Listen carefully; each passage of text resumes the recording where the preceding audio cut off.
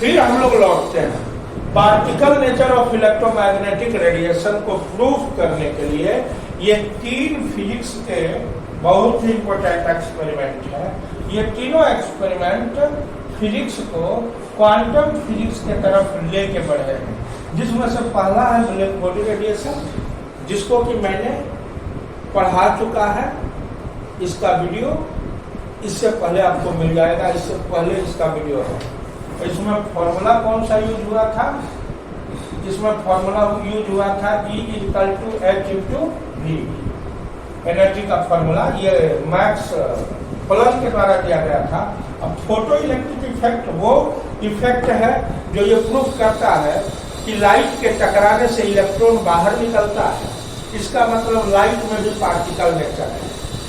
Clear है? इसका formula है Hv =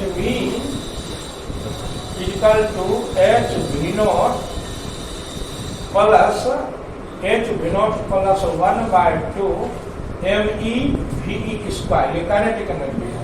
अब हम लोग एटॉमिक स्पेक्ट्रा को पढ़ने जा रहे हैं। तो ये दोनों वीडियो लिंक में डिस्क्रिप्शन में डाल दिया जाएगा। तो अब हम लोग एटॉमिक स्पेक्ट्रा को पढ़ते हैं। एटॉमिक स्पेक्ट्रा आखिर है क्या?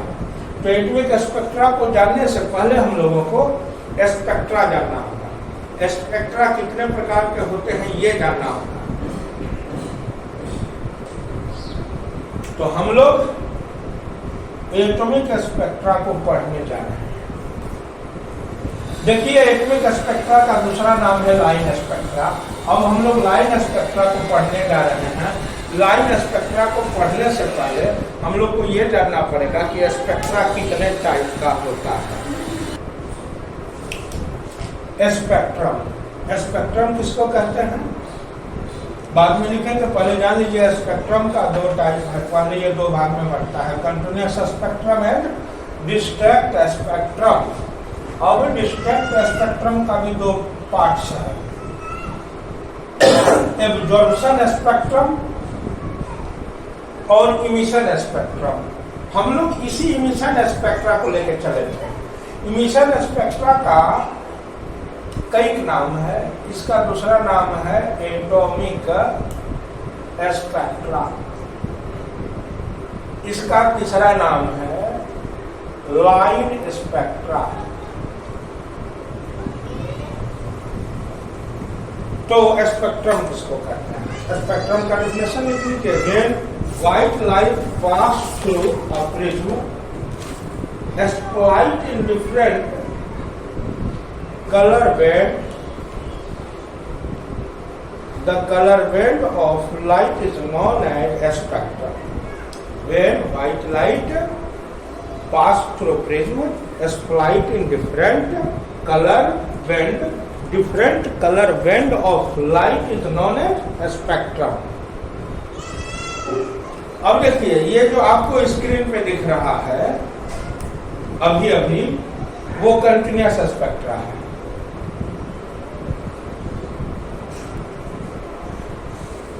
तो ये जो आप देख रहे हैं ना, कंटिन्यूअस स्पेक्ट्रा आपको स्क्रीन पे दिख रहा है। आप क्या देख पा रहे हैं? कंटिन्यूअस स्पेक्ट्रा में उसके जितने कलर बैंड हैं, 7 रंग एक दूसरे में समाते हुए अपना रंग बदल रहा है। यानी लाल, रेड, ऑरेंज में घुसते हुए ऑरेंज हो रहा है। उसके बीच में बॉर्डर नहीं होता है। किसमें? कंटिन्यूअस स्पेक्ट्रा में बॉर्डर नहीं होता है। तो कंटिन्यूअस स्पेक्ट्रा आप देख चुके हैं। अब हम लोग एब्जॉर्प्शन स्पेक्ट्रा को देखते हैं। एब्जॉर्प्शन स्पेक्ट्रा में वो सारे के सारे कलर तो होते हैं, लेकिन आप ध्यान से देखें, सारे कलर के बीच में पतली पतली अंधेरी लाइनें हैं। जैसे रेड कलर और ऑरेंज कलर के बीच में अंधेरी लाइन होगी, एक पतली बाल बराबर पतला। फिर ऑरेंज और येलो के बीच में लाइन होगा, येलो और ग्रीन के बीच में लाइन होगा। वो हो गया आपका एब्जॉर्प्शन स्पेक्ट्रा। अब बात करते हैं आपका इमिशन स्पेक्ट्रा। इमिशन स्पेक्ट्रा पतली पतली लाइनों की बनी होती है, उसमें पतली पतली लाइन होती है। मैं समझाने का कोशिश कर रहा हूं। आपका ये कंटिन्यूअस स्पेक्ट्रा है, इसमें ये रेड कलर का जो लाइट है, ये रेड कलर का लाइट येलो होते चला जाता है, रेड लाइट येलो हो जाता है और ये कुछ इस प्रकार का आता है। क्लियर है? ये हुआ कंटिन्यूअस स्पेक्ट्रा। लेकिन यही एब्जॉर्प्शन स्पेक्ट्रा कब बन जाता है? ये कंटिन्यू तो रहे ही, अब बीच में ये जो पतली पतली लाइनें आ जाए तो ये हो जाता है एब्जॉर्प्शन स्पेक्ट्रा। क्लियर है? और जब बीच में, और लाइन स्पेक्ट्रा कैसा होता है? पतली पतली लाइन वाला। ठीक है, स्क्रीन पे आप लोग देख लीजिए जगह स्पेक्ट्रा को दिया गया है।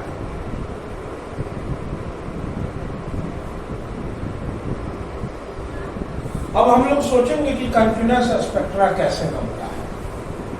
जब लाइट का वेव ट्रेवल करता है और ये ऐसे ट्रेवल करता है जिसमें कि बीच में कहीं भी ये डिस्ट्रैक्ट नहीं होता है, ये कंटिन्यूअस वेव के साथ ऐसे जब ट्रेवल करता है। अब देखिए, कंटिन्यूअस स्पेक्ट्रा में जो लाइट का वेव होता है वो वेव कंटिन्यू होता है, बीच में टूटता उठता नहीं है, तो कंटिन्यूअस स्पेक्ट्रा बनता है।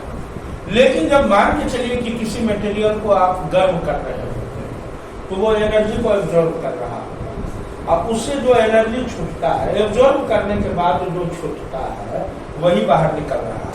अब इसमें से देखिए, इस वाले टुकड़े को ये खा चुका है, इस वाले टुकड़े को ये खा चुका है, इस वाले टुकड़े को ये खा चुका है, यहाँ से जो टुकड़ा गायब है ये खा चुका है, ये सारे टुकड़े जो गायब है उसको खा चुका है। और जब आप इसको कूल करेंगे, जब ठंडा करेंगे, जब ठंडा करेंगे तब ये जो जो टुकड़ा खाया है वही टुकड़ा देखिए छोड़ने लगेगा। तो इस केस में, पहला वाला केस में कंटिन्यूअस स्पेक्ट्रम बनेगा, दूसरा वाला केस में ऑब्जर्प्शन स्पेक्ट्रम बनेगा, और तीसरा वाला इस केस में लाइन स्पेक्ट्रम बनेगा। तो तीनों को आप देख सकते हैं, कंटिन्यूअस स्पेक्ट्रम कैसा है, ऑब्जर्प्शन स्पेक्ट्रम कैसा है, लाइन स्पेक्ट्रम कैसा है। और कल वाले वीडियो में हम लोग पढ़ेंगे इससे एक रिलेटेड बहुत ही इंपॉर्टेंट चीज, जिसमें कि इस लाइन स्पेक्ट्रा का, स्पेशली हाइड्रोजन लाइन स्पेक्ट्रा का हम लोग स्टडी करेंगे। ये तो हर मटेरियल से स्पेक्ट्रा निकलता है, किसी भी मटेरियल को गर्म कीजिएगा तो वो एनर्जी को एब्जॉर्ब करेगा और एब्जॉर्प्शन स्पेक्ट्रा देगा, और जब वो ठंडा होने लगेगा तो लाइन स्पेक्ट्रा देगा। तो जब हाइड्रोजन को हाई एनर्जेटिक करके उसके अंदर इलेक्ट्रिक डिस्चार्ज पास करके हाइड्रोजन को प्लाज्मा के रूप में चेंज कर दिया गया, तो हाइड्रोजन गैस उसके अंदर जैसे ट्यूबलाइट नहीं जलता है वैसे चमक के साथ हाइड्रोजन गैस लाइट देने लगा।